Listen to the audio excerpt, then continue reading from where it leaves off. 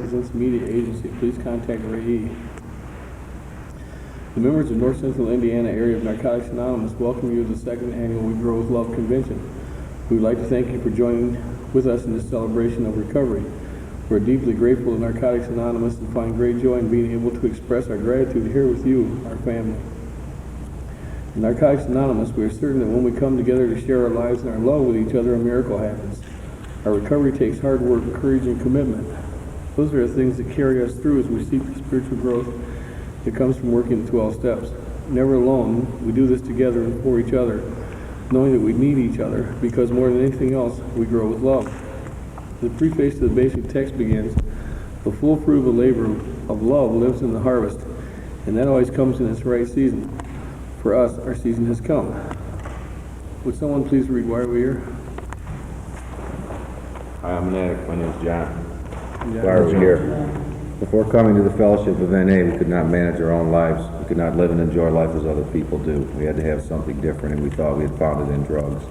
We placed their use ahead of the welfare of our families, our wives, husbands, and our children. We had to have drugs at all costs. We did many people great harm, but most of all, we harmed ourselves. Through our inability to accept personal responsibilities, we were actually creating our own problems. We seemed to be incapable of facing life on its own terms. Most of us realized that in our addiction we were slowly committing suicide, but addiction is such a cunning enemy of life that we had lost the power to do anything about it. Many of us ended up in jail or sought help through medicine, religion, and psychiatry. None of these methods was sufficient for us. Our disease always resurfaced or continued to progress until in desperation we sought help from each other in Narcotics Anonymous. After coming to NA, we realized we were sick people. We suffered from a disease from which there is no known cure. It can, however, be arrested at some point, and recovery is then possible. Thanks, John. Thanks, John.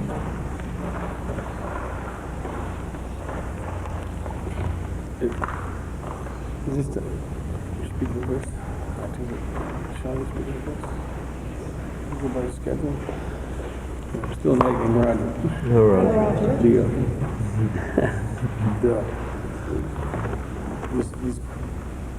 I've known Danny for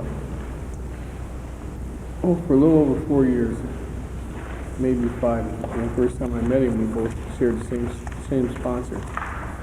And I'd gone to one of my first meetings down at Crossroads with my sponsor at that time.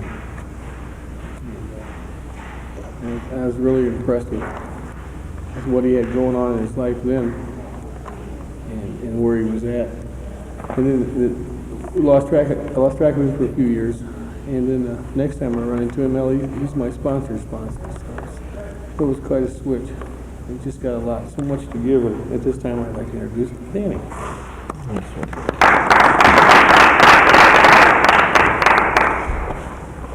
I'm an addict. My name's Danny. Trying to get my mind disengaged. Just let whatever's supposed to come out, come out. The theme for the convention is We Grow With Love, and that's something I've found that is the basis of my program today. Before I found recovery, I didn't feel anyone loved me. I didn't feel I was worth being loved. I wasn't capable of allowing people to love me. And that's what I've learned to do in these rooms, is to allow other people to love me and not shut them out and not keep my walls up. My defenses were so strong when I came in here. It took several years before I could really start to let people get to know who I really was. And a lot of that process was just that it took me that amount of time for me to find out who I was. I couldn't let somebody get to know me when I didn't know who I was. Something that was shared with me real early in recovery that's stayed with me ever since was a person made the statement to me, how can you love somebody if you never try? And that was hit home at the time because my whole life I'd never been willing to try. Because I just assumed that I would be rejected, or I had that old tape in my head that if you really know me, you won't want to talk to me, you won't want me around. And I spent most of my life trying to be someone other than who I really was. And I'd done it long enough that by the time I reached these rooms, I had no idea who I really was. I didn't know what I enjoyed doing, let alone what I needed. And I was told, as was shared yesterday in a workshop, the people in the rooms told me, you know, we're going to love you until you can learn to love yourself. And that was real scary, because I had it in my head that these people here wanted something. That was the big thing when I first got clean. I couldn't figure out what you wanted from me. No person in my life had ever been a friend or an acquaintance or anything unless they wanted something, unless I had something I could give to them or something they could take from me. And I spent a lot of time in early recovery trying to figure out what the hell it was you people wanted. What were you going to take? Because I'd learned that if, in a lot of my relationships up to that time, there wasn't any love in those relationships. It was give and take. You know, the good relationships were ones where you were willing to give up what I needed from you, and I was willing to give you what you needed from me. And if I could figure out what you needed, what you wanted from me, it was easy then. Then I just had to decide if that was worth giving up to get what I was going to take from you. And it was all about manipulation and using people. And I still believe I felt something in the rooms at my very first meeting. I felt a power in those rooms. And that's what kept me coming back. You know, like along the lines of what the speaker shared last night, when I first started coming to meetings, my attention span was so short, the readings really didn't matter to me because I couldn't follow them all the way through from beginning to end. I couldn't even sit and listen to them. I'd start spacing out and just kind of wander off. So I really wasn't hearing anything that people were reading. What got my attention was what I felt in those rooms. And that was the unconditional love of this program. It screwed me all up when people kept telling me to keep coming back.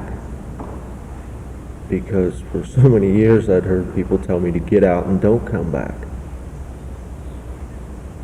And again, it fed into that paranoia that I had of, why do you want me here? What do you want? There's got to be something I have, some kind of fear, something I have to pay. And it was shared later on that I paid my dues out there on the streets. I don't need to pay any here.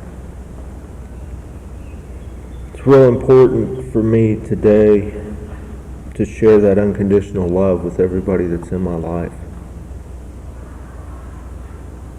Especially to show that to the newcomer and the people that are just coming into the rooms. Because that's how it was shared with me. It was given to me the first night I walked into a meeting. From people I had no idea who they were. You know, that love allows me to start loving myself. It gives me self-worth again, some self-esteem. It gives me all the things that I need to grow in recovery. It all comes out of the unconditional love. I've had several sponsors, and I went through a stage. I got into a 6th step and decided I was moving. And the biggest reason was my defects were here, so I was going to move somewhere else. And that didn't work out the way I thought it would. It was a real learning experience. But when I made that decision, my sponsor at the time gave me a lot of flack over it and told me I was screwing up. And my grand sponsor done the same thing. Today, I have those relationships back. At that point in time, they ended. Because they weren't capable at that point in time of showing me just the unconditional love and allowing me to make my own choices. And they shared what they shared because they loved me. But I learned a real valuable lesson then that I work real hard to apply today with the people I sponsor. I love the people I sponsor, and my sponsor, that's the closest family I have in my life. And my sponsor is very dear to me. And he shares with me the same way I share with my sponsees. I'll support any decision they make, regardless of how I feel about it or what I think about it. It's not my job to tell them what to do or how to do it. I'm here to love them, to show them they're worthy of that love. And when I give out that love, I get back that love. You know, I think it's real important that I, as a sponsor and just as a friend to other people in the program, support those people and encourage those people. We learn from our experiences, and we have to make choices to experience things. And it's not my place to judge those things. It's my place just to love.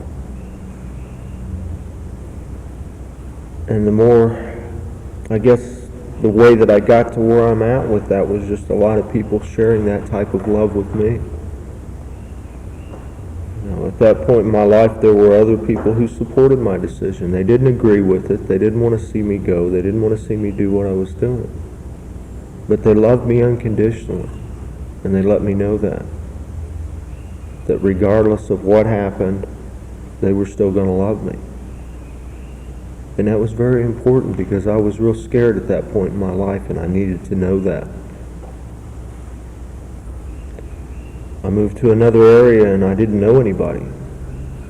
And that was real scary. I gave up my family, the family I'd gotten clean with. And I didn't want to let anybody in. You know, the walls were back up. It was just like being a newcomer again with 3 years clean. So I was scared. And it was the old tape again. If you really know me, you can't love me.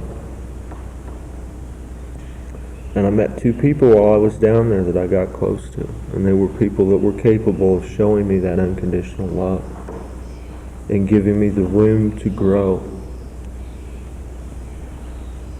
For me, it's like a plant, and that unconditional love is the water that I need. It's the sunshine that I need to grow. It gives me everything I need. It allows me to be myself and not have to spend all of my energy and time trying to be who I think someone else wants me to be. It gives me that freedom to make my own choices. And through that, again, the self-worth and everything follows.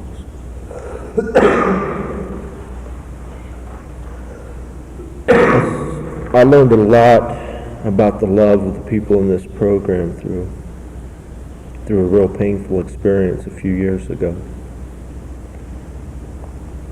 I had a brother that was 4 years younger than I was.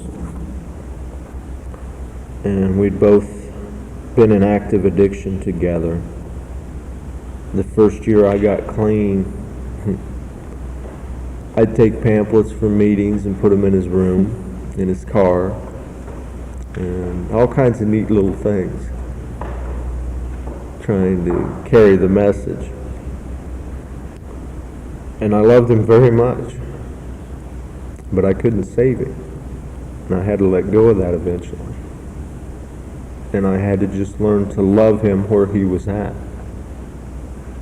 and allow him to be the person he was. And in God's time, he eventually called me and wanted to go to a meeting. And it was a real neat experience. It was real painful at times. But that came about because I didn't judge him or try to convince him to do something or manipulate him into going to a meeting. It's because I just loved him and allowed him to be where he was at. And when he was ready, he came to me and asked me for help. And he got clean right not too long before I moved out of state.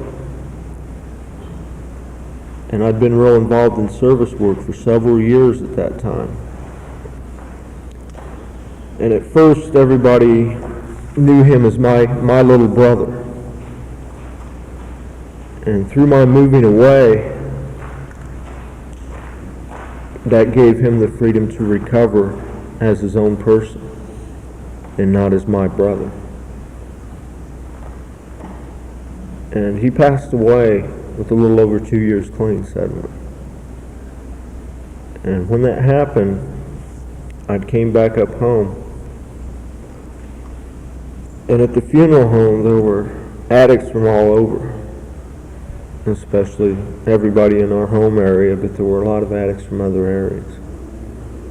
Addicts that knew him because he'd done some H&I work and stuff, the same things that I'd done before. And the most beautiful part were there were people that knew both of us well and never knew that we were brothers. And I thought that was amazing, because a lot of the same people that he was close to and in special relationships with and shared that unconditional love with were the same people I had been close to when I lived here. One of the things that he'd shared with me, he was born with multiple birth defects and it had a lot of physical problems through his life. And his outward appearance was scary to some people. He didn't look normal. And due to that, most of his life, people tend to shy away from him. Didn't know how to act around him, how to behave, what to say, what to do. And he shared with me when he got clean that he'd finally found a place where people accepted him for what was inside, and that it didn't matter what he looked like outside. And that was the unconditional love. He finally found a place where he was safe, and he was at home, and he was loved for who he was, and it didn't matter about anything else. And to me, that's what it's all about here, is that acceptance, the unconditional love. It doesn't matter who I am, what I do for a living, where I've been, or any of that. What matters is that I'm an addict seeking recovery. And that's what matters to me today, is that the other people in these rooms, the people that I hang out with today are addicts. I have a few people in my life today that aren't in recovery. It's very few. But there are also people that they have a lot of love to give, and they're open-minded people. And they work a pretty good program even if they're not in recovery, most of them. They just don't know it. You know, that's what attracts me to people today, is people that are capable of loving other people. Or better yet, people that can allow other people to love them. Because I still believe that's the key for me. It's not about me loving you, it's about me learning how to love myself, because when I do that, then I can allow you to love me too.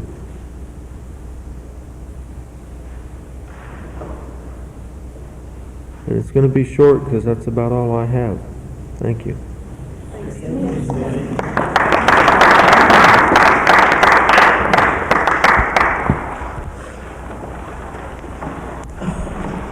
Danny. Dan, would you like to introduce the next speaker?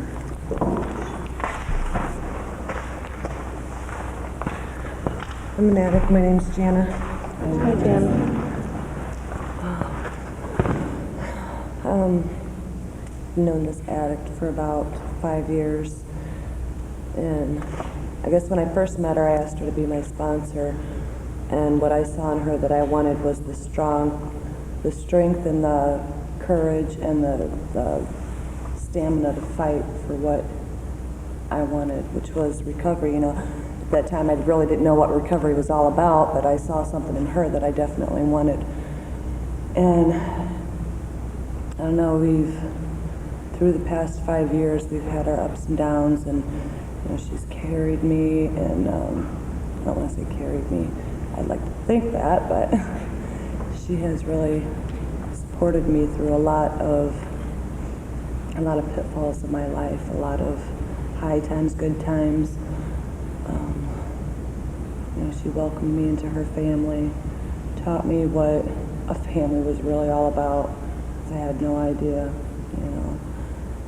And I don't know, she's been like a mother, a sister, and a best friend all mixed up in one.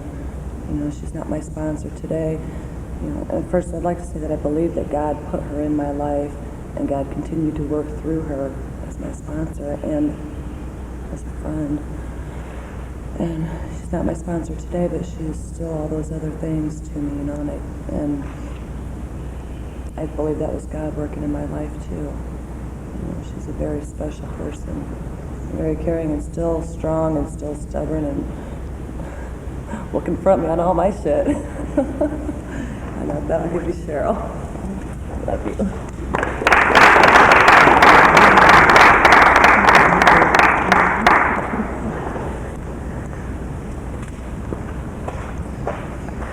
I'm an addict. My name's Cheryl. I have to really stay conscious of not letting my ego grab a hold of statements like that, and focusing on where it really comes from, and that is God, whom I choose to call my higher power. And I guess that's where I'll start, is with my relationship with my higher power. And I too could relate to what Danny said about getting here and wanting to be loved. You know, at the bottom of every feeling I've ever had, and at the bottom of my heart, my whole life, I truly believe that's what's been there. I've wanted to be loved, and I've wanted to know how to love people. I really thought that I had that in my upcoming years as a child. And I guess at that time it did serve the purpose. It was a superficial love. There was a lot of dysfunction, a lot of abuse. And that superficial love probably is one of the surviving mechanisms that got me through that. And I can't believe I'm saying that I'm grateful for it, but I am. Because it was the only love I knew, you know? Yes, it did have conditions, but it served its purpose at the time. And through all of that, there's always been this little warm spot inside of me that a human being can't put there. And I believe that's been God. I was brought up in a Catholic home, and I used to condemn the Catholic religion, and today I'm not going to.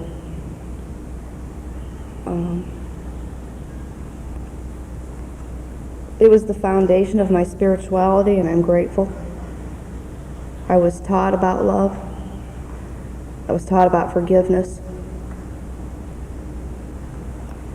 I never really truly understood the depth of it as a child, but something about it kept me saying my prayers and saying, "Help me, God," or "Thank you, God." And today, I don't take all of what was handed to me as far as religion goes with that particular religion, but what I have learned through these tables and through the steps and through my higher power working through you people is all of the spiritual principles I learned about as a child are here. And today, I'm getting a better understanding of what they are and what they truly mean. There's a book, everything that I learned in kindergarten. I'm sure y'all know, you're nodding heads. It's a wonderful book. And I was joking with my old sponsor at one time about how many spiritual principles were in that book. And we came up with 52. There's probably more. But it's like the foundation of my recovery today has to be that simple. I used to want to analyze everything. I still want to analyze everything. But when I am at my most serene and peaceful moments, I'm letting those spiritual principles flow through me. And it's not anything I'm doing, except allowing it to happen.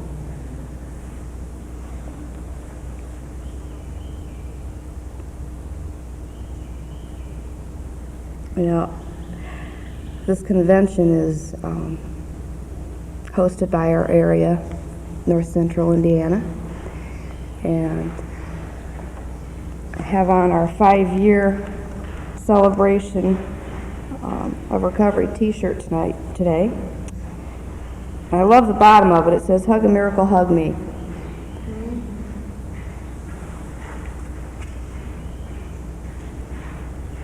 And when I first was asked to co-chair this workshop, I thought about my area. Because that's where I learned, that was the basis of where I learned what unconditional love was about. It was the first time I had any experience receiving it or giving it. And we've gone through a lot in our area. And I see a few eyes rolling. And what I want to say about my area is it is my family. I will protect it and love it.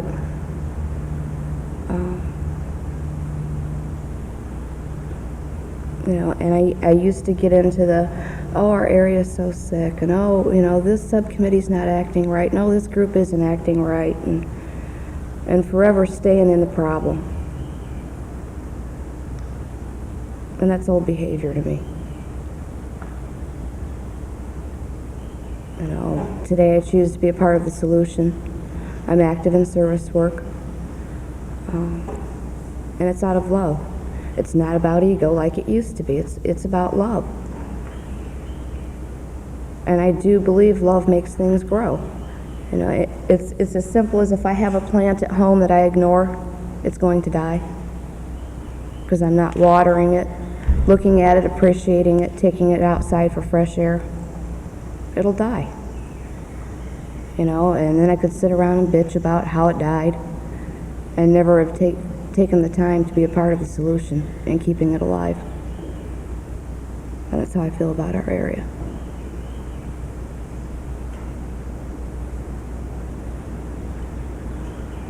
There are some days that I am so overwhelmed with love that I can just sit and cry. And I'm real grateful for my job because I work 12 at midnight till 8 o'clock in the morning. And I work at a treatment center. And I have that time to do that. A lot of people don't get extra time like that because most people are sleeping during those hours. But I'm pretty much by myself during that time. And I'm okay with that. There was a time I was not okay with being with me. I had to have somebody else with me. I had to have somebody on the phone, or I had to have a plan to be with somebody. Always busy doing nothing and not alone because I couldn't take being alone. Today I'm grateful for that time because me and my higher power hang out. It's like I feel real blessed to have that time. And there's times that I'll sit up at work and just cry when I think about all the miracles in my life and the miracles in other people's lives. One of the speakers yesterday that talked about coming out of a coma, I will never forget that as long as I live. If I did not have a concept of a higher power, that surely would have given me one. I was one of the people that was up at the hospital and saw her and heard the doctors say it was hopeless. There's nothing left for them to do. I remember being there and seeing all that.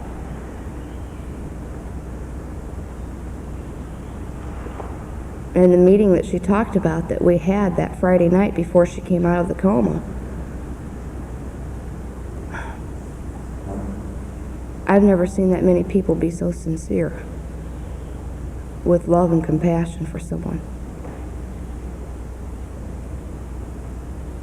You know, the next day she came out of it, and it was like, no one is going to tell me that the power of prayer doesn't work.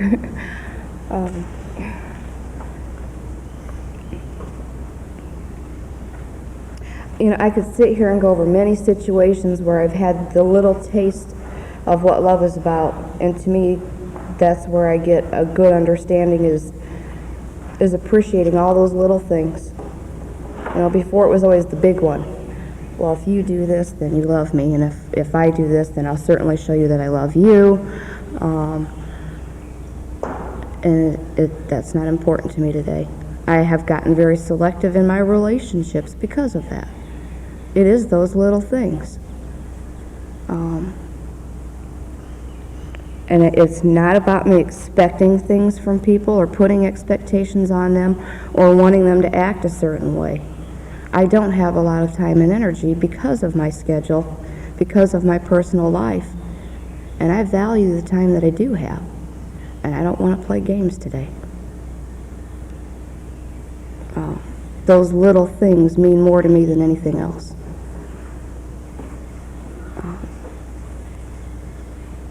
The other addict that chaired the Illness and Recovery workshop was sick last week. And her husband called me, and I was getting ready for work. And we talked, and I truly believe the man just wanted to hear somebody's voice. And to say it's okay and to get grounded, because I'm sure he was horrified. I don't know if it worked, but all I could think of was to give him the love I could over the phone.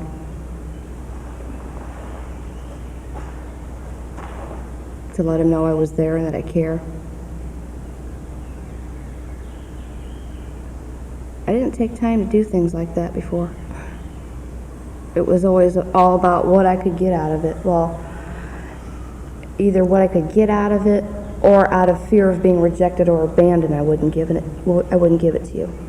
You know, if I show you how much I love you, and you reject me, or you do something that hurts me, then I'm taking a risk. I'm not doing that, you know? And today it's all right. Because I do know the only ultimate love that will carry me through anything is the love of my God. He loves me, and he loves you. He loves all of us. Not one of us is more unique or special than the other.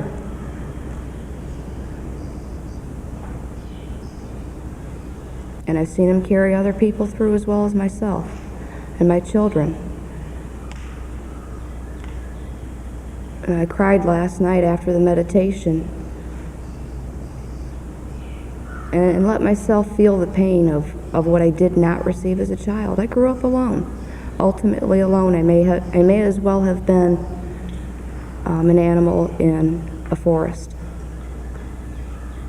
because I didn't have proper structure. There's a lot of abuse, a lot of neglect. I was sexually molested most of my childhood.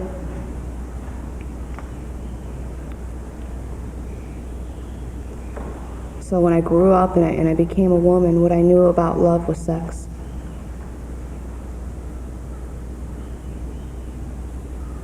How I could lure people and attract people, get their attention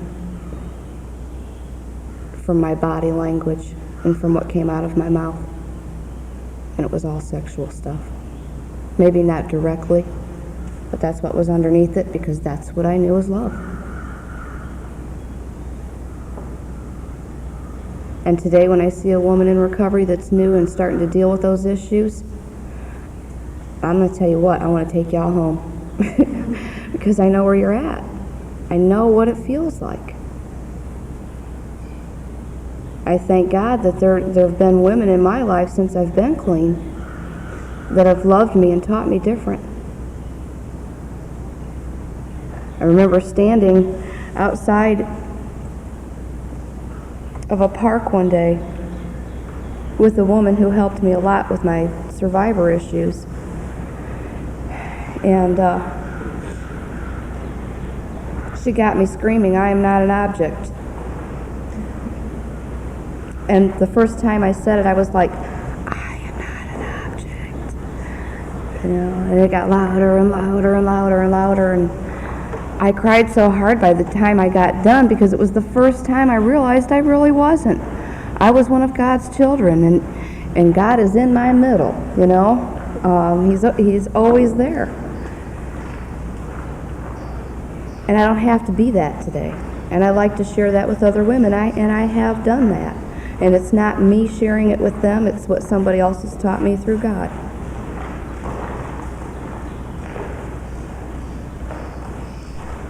My children are the most difficult people that I have in my life today. That I have a problem with putting conditions on my love for them.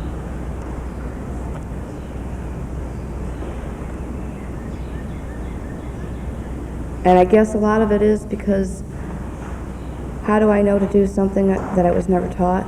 Other than, you know, I do ask people for guidance. I've been in therapy off and on for 5 years dealing with a lot of these issues and working the steps, you know. I'm blessed with a sponsor that knows what's happening when it comes to that and has been able to help me to apply the spiritual principles of this program into that part of my life. But it's still very hard. I feel like a baby raising teenagers. And I get very sad when I see that I've been the only one there for them their whole lives. Until I look at where I was as a child, and there was no one there.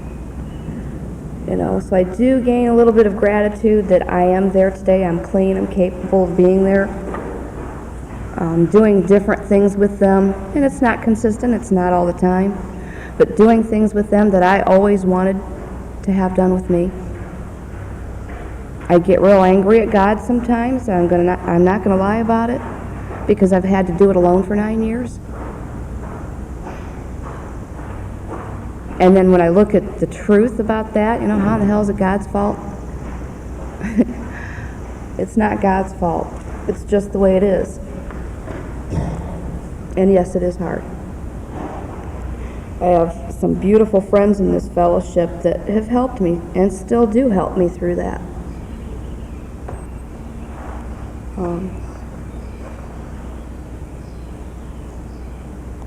I'm going to keep praying about that, you know, because I don't have all the answers with it yet. I'm not going to pretend I do.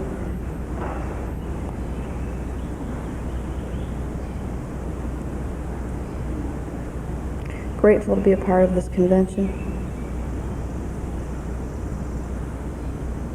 And I do love you all, and with that, I'll pass. Thanks,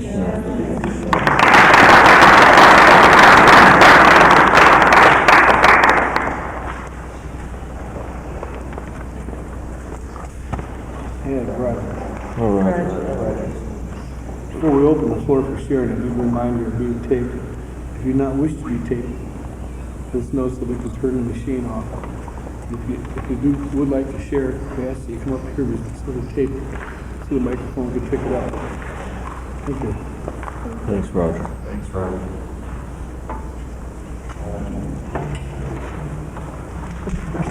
You're almost crying here.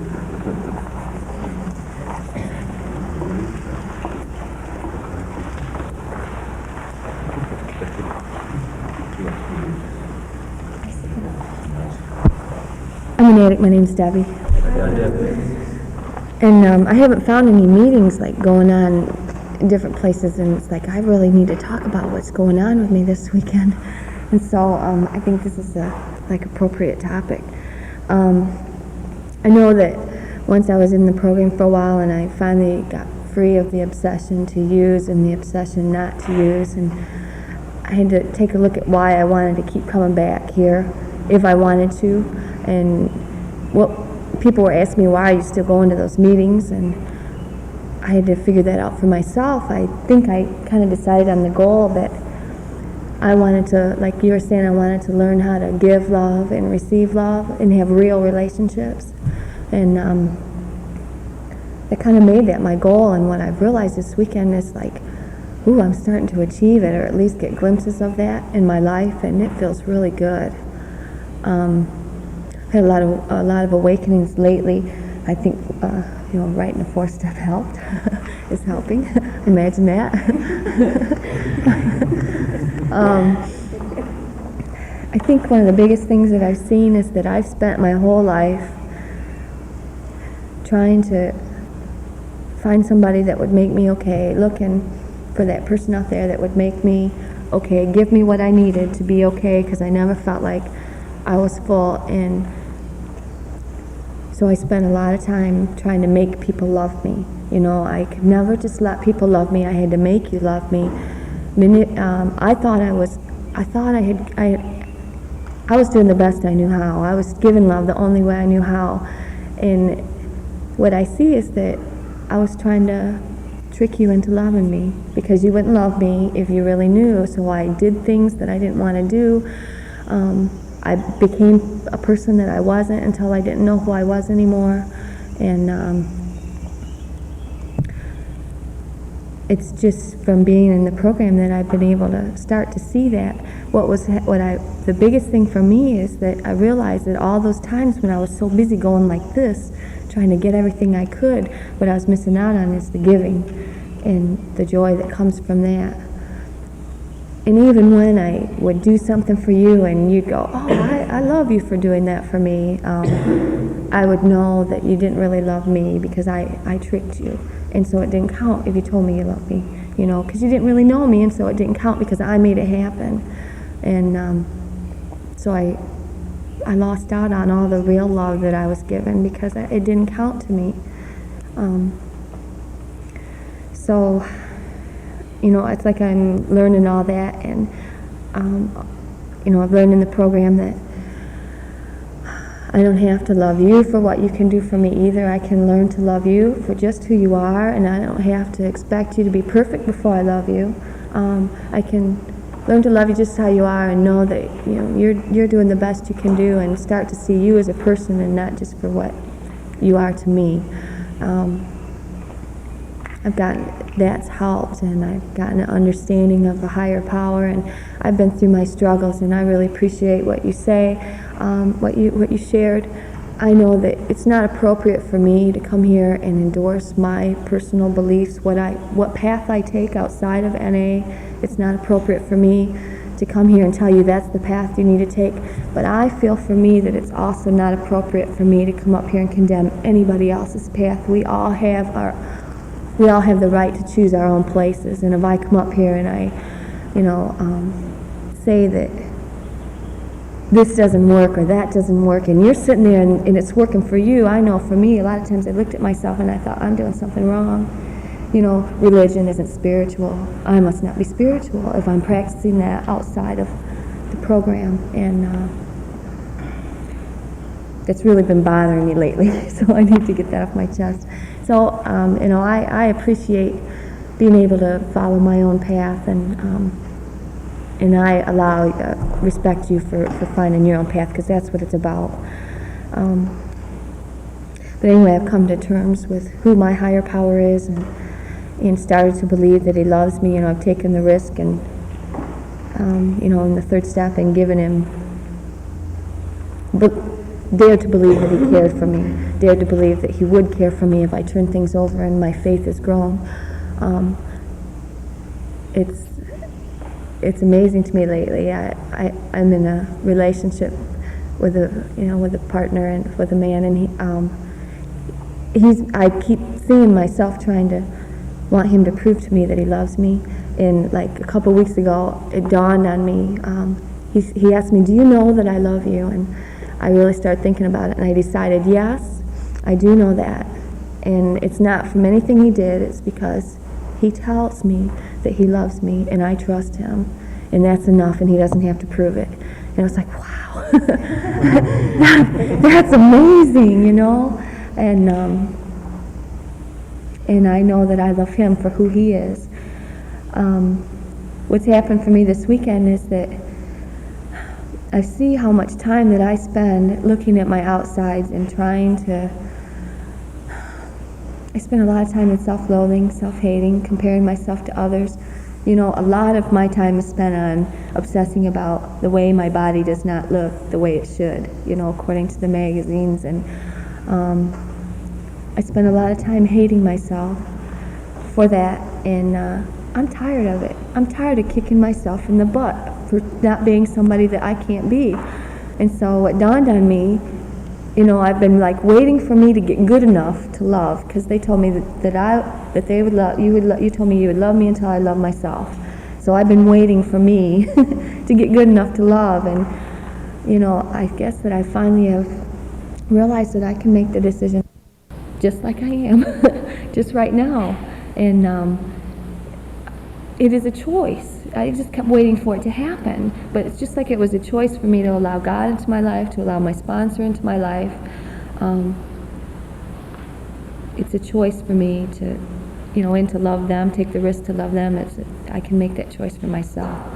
I was like, whoa, it feels really good, you know. And we were in meditation, and you know, it was real powerful for me this morning just to let go of. Make the decision to start to let go of all that self-loathing and self-anger, and make the decision to start trying to love myself. It feels real good, and I appreciate the opportunity to be able to share it. Thanks for having this retreat. It's been wonderful. Thanks.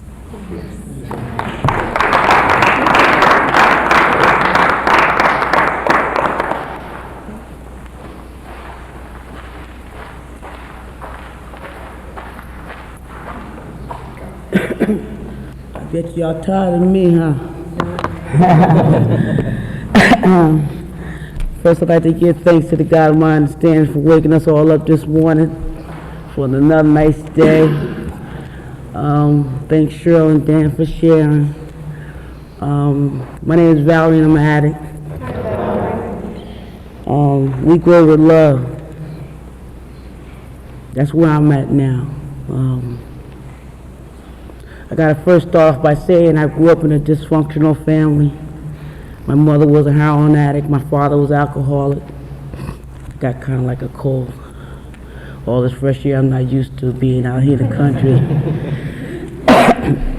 And my father was too busy drinking, my mother's too busy shooting up, so I grew up being like a homey, you know, she's a skinny, homey looking child. I can't say that now, but I was homey looking then. And people would always look at me and say I was ugly. I didn't hardly ever get any hugs from my mother, never. She would like give me money for candy just to get rid of me. And all I wanted was a hug. All I wanted was someone to say I love you. And I never got that as a kid. And Cheryl touched on a lot of things. I too was sexually molested from the age of 8 to 13, my stepfather.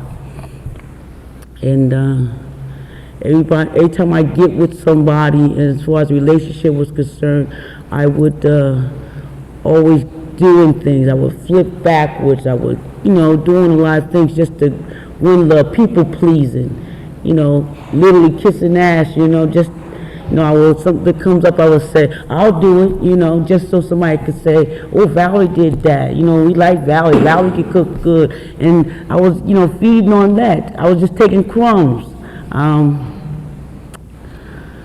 I wanted somebody to love me, for me, you know, and that, since I got to this program, when I got to this program here, I was looking for that. I was like, everybody was hugging me and stuff, oh, what's up with that, you know. As soon as a man hugged me, I just thought lust, you know. He didn't, you know, this is what this was about, you know. But I'm starting to realize in this program, it's just more to it than just sex. It's more to it than just backward flipping and doing it and being a gopher, being a yes ma'am, you know.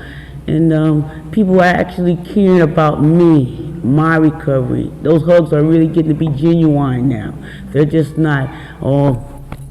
And you're the only people that I know that hug a long time. In the city, you get 4 or 5 seconds and that's it. You people hug until you can feel a medallion, chest all flat, and that makes me feel good, you know.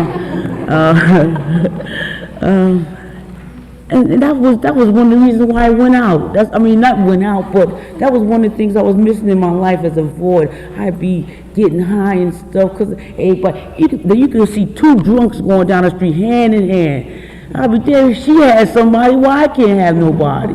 You know, he's giving her wine and putting it the top back on, put it in his pocket, still grabbing her hand, drunk as they want to be, but she had somebody. Like, to me, that was love. The ugliest man had a woman. You know what I mean? The fattest woman had some man, you know? And I was like, what's wrong with me? I want some of that, you know? And I would just pick anybody, you know what I mean? I would get hold to a man, and I'd dust him off, and he was mine, and he was sitting right there on the pedestal, bow to him. I wanted love, you know what I'm saying? I just wanted somebody to say, yeah, that's mine. You know what I mean? Fix yourself up, baby. That's mine, you know? And I want that love. I don't know how to give it to my kids until I got here to the fellowship, and I'm new in the fellowship. And maybe after about a month or so, I would come home and I would start talking to the children. They're not children, they're grown-ups. And I would like hug them and stuff, and they was like, Ma, you ain't using no more, is you? You know, maybe I gave them a hug or something. Or no, I ain't got no money, they would say, you know. And I was like, it's not that, you know. Ma, what they teaching you over there? I say, teaching you a lot, you know. And I'm starting to feel, and what it was is they say, if you don't love you, how you gonna love somebody? And suffered from very low self-esteem. I didn't know. I was like, low self-esteem, ain't nothing wrong with me, you know, I'm okay. Yeah, I'm okay as long as I think I'm doing something for somebody, that I got to win that approval. Oh, I'm okay with that, I did that, you know, now she'll like me. Now who else can I get approval from, you know what I mean? And I was looking and I'm hungry for that. So they told me I didn't have to do like that no more. And I just, kept on taking their suggestions and listening to people in the rooms talk about it, you know what I mean? And I stopped the backflipping. I finally said no, and I said no. I went home, I was worried like a mad dog. Oh man, what they gonna think about me now? I told them no, I didn't want to make the chicken this week. No, I didn't want to get that commitment. No, I didn't want to do that. What they gonna think? And I was worried. And, they said, don't beat yourself up about that, you know what I mean? Just work on you, you know? After a while, start fixing up the outside of me. Look at me now, you should have seen me. Rag on my head nappy, ashy. You know how we folks here, we don't breathe up and we look bad. And I mean, never brush it. I had a new toothbrush in there. I had not brushed my teeth in a girl, you just don't know. But now I'm feeling good about me, and people around me are starting to feel good about me. They taking me for me. And you know what I mean? And this thing, we go with love. I was like this. I said, that's where I'm at right now. I'm growing with this. It was hard for me to grab my kids, give them a kiss, give them a hug, because I didn't get it. How you going to do something to somebody you never had done to you? And I like this. I really like this here. I mean, now I feel like I ain't got to be with a man. I used to think if I be with a man, I had... You know what I mean? Oh, he's in love now. Or either I'm in love for the minute, you know. Now I know the difference between lust and love. I know that it's that's that and this is this. You know what I mean? Because you give him something, that don't mean y'all going to the altar. You know, but that's where I'm at right now. And I'm glad to be here with y'all. Y'all generate a lot of love. I thank you, Cheryl, for your hospitality. Cheryl, now when I got here, she didn't even know me. She rolled out the red carpet for me as far as I'm concerned. She gave me a tour, she bought me breakfast. I said, she don't even know me. I said, hey, this innate thing is all right, you know what I'm saying? I said, oh, they becoming good in Indiana, you know what I'm saying? And I like it. I feel good, you know. That's all I got to share. I'm going to share the time. Thank you.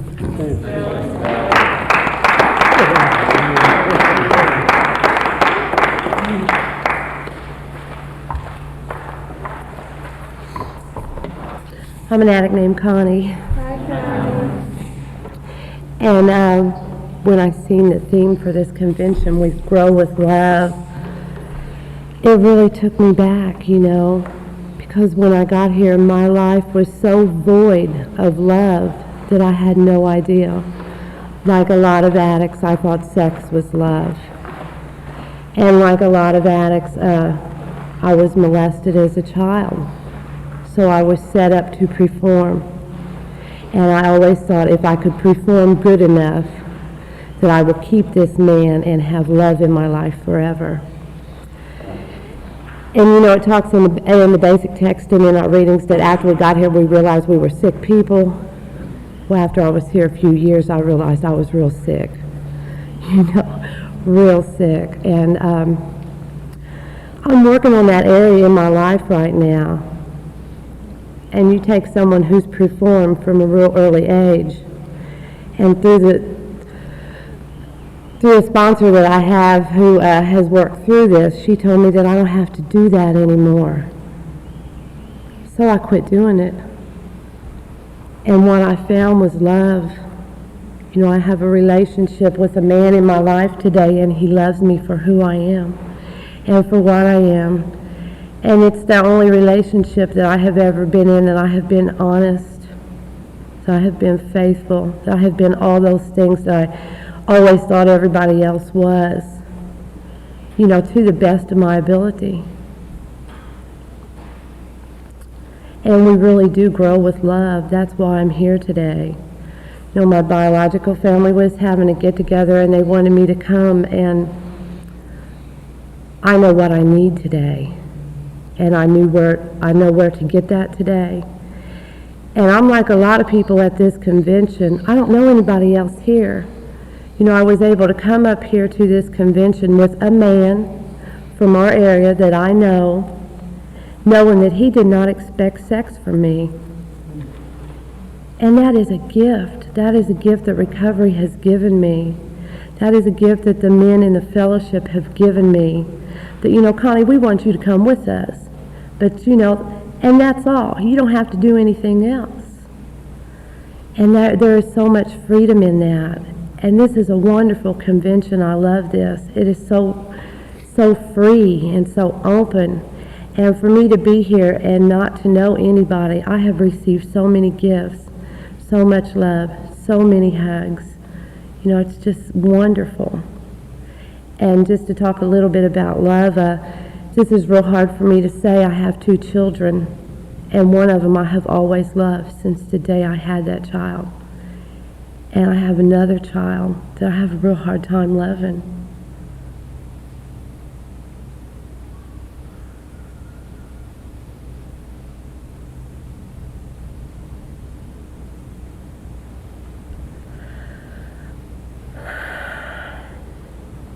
I have a real good relationship with my son, Jason. He's kind and loving, and he loves hugs. He's 9 years old. He doesn't remember when I used. My oldest son, David, is 16. I don't think he's grasped the concept yet of me being clean. You know, he's like I was. I can't forget. I can't forgive. You know, in that process. And what David knows is what my parents taught me, you know, from an early age. If you're thirsty, here's some, you know, an alcoholic beverage for a small child like the little kids here at the convention. You know, and that's how I knew what to give my kid, is what my parents gave me. They didn't give me love. They didn't give me unconditional love and understanding, and they still don't. My father does to the best of his ability, but my mother doesn't have it. And you can't give someone something that you don't have. And I'm okay with that today. You know, I struggle with our relationship because there's no love there. She loves me when I act right in her eyes. But she's not like you. You know, she don't love me for who I am and for what I am. All my life, all I heard from her was, why don't you get off them fucking drugs and straighten up? And I did that, and she still don't love me. It still ain't enough. So, you know, I had to get okay with that. And it's real hard to be okay with that, because I'm not.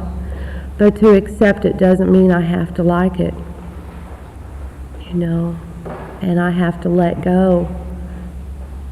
You know, I heard that here, take what you need and leave the rest. And I have to close the door on that. And in recovery, I did that for a long time. We didn't speak for a year, you know, and nothing changed until I realized that I had changed, you know, and I can love her unconditionally for who she is from a distance. I love myself today, and I realized that a while back when I was working on my relationship with my oldest son, you know, because I can't give him a hug.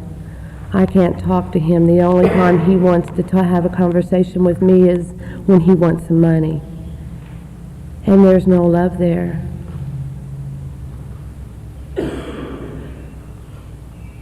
I don't know when I started loving myself. You people told me to keep coming back. We'll love you until you can love yourself. And it's just like the obsession to use. Someone told me, one of these days you'll be sitting in a meeting and you'll think, man, I haven't wanted to use for a long time. You know, and one day I just thought, you know, I have been taking really good care of myself. I like me today. And that grew into, I think I love myself. I am a good person. My sponsor had me start a long time ago saying every day, I am a good person, worthy of love and good things. I am a child of God, worthy of love and good things. And that's what I am. I didn't know that before I got here. You know, I am worthy of love today, and I am able to give love today. And that feels so good.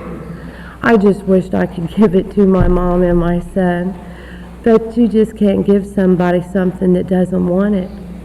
You know, just like recovery. If you want what we have, keep coming back.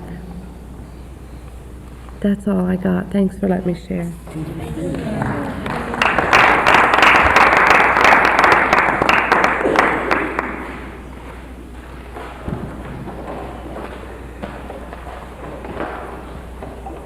Hi, I'm an addict. My name's John.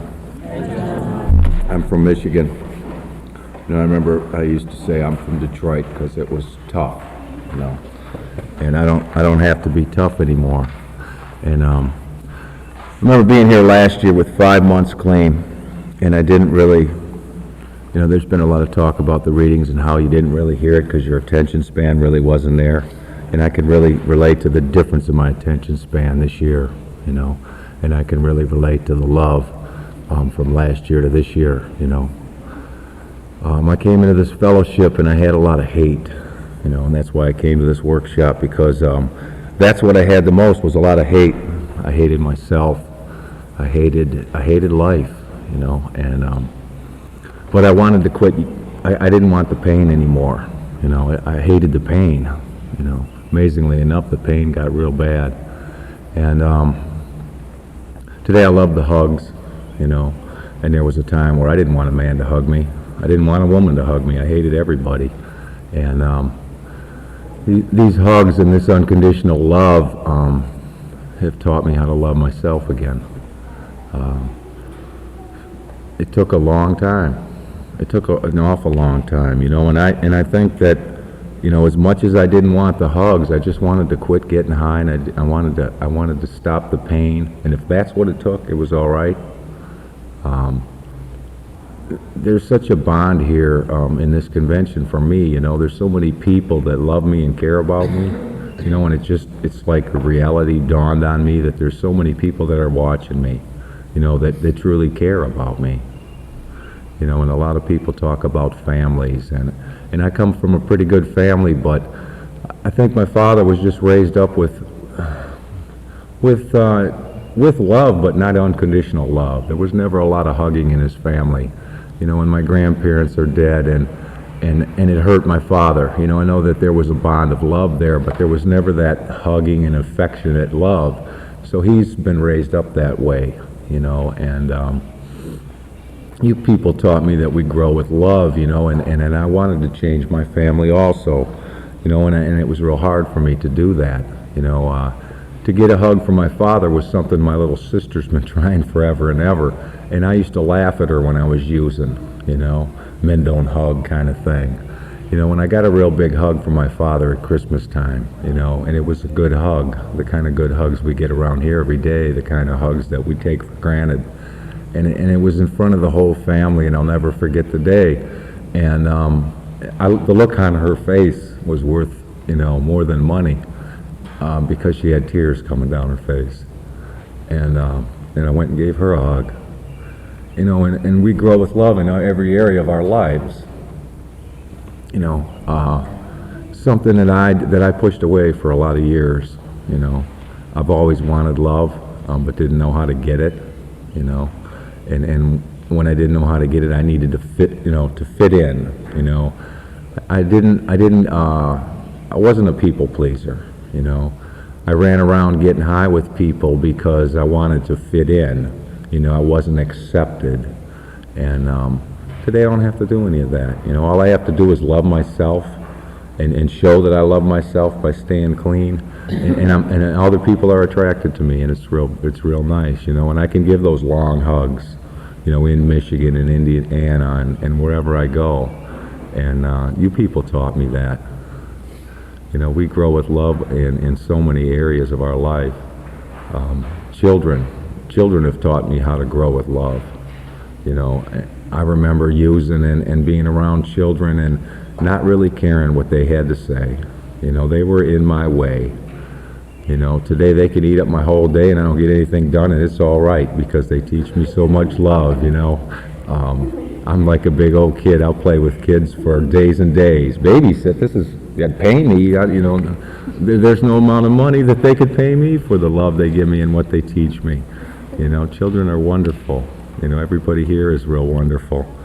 I remember last year being around here and just being glad to go to a convention, you know, and this year I'm honored to be here. It's you know, I'm a part of this convention. I'm allowed to come back, you know.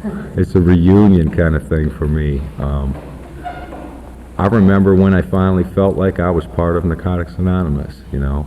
I fit in somewhere, you know. Finally I fit in somewhere, and I don't have to get high, and I don't have to do no crazy things, and, you know, I don't have to drink as much as this person or, you know, do this or that. All I have to do is come in here and have the desire to stay clean, you know. And I don't know where down the line that I learned or I started to help other people. But, you know, it's a big part of my life today, helping other people, you know, giving some unconditional love back, you know. I'm bowled away by how much love I really have in my heart, you know, because all I can remember when I look back was all the hate that I had, you know, and how long I pushed people away, you know. It's a real nice journey to change, you know. And I don't know how long it took me, you know, and I don't know what succession of time it took for me to change, and how much more I will change. But I definitely do believe that we do grow with love, you know. I'm real glad to be here. Thanks for letting me share.